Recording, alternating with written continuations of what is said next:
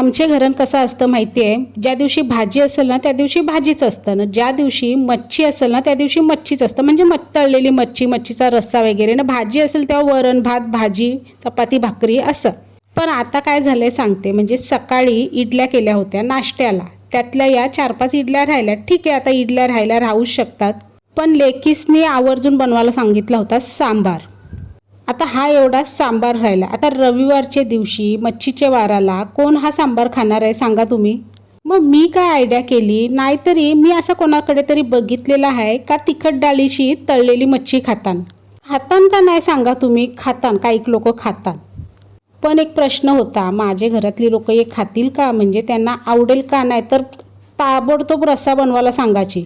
बोललो जाऊ दे, सांबार संपवायचा आहे कसा तरी. मग काय आज मी तेच बनवीन, तळलेली मच्छीच बनवीन.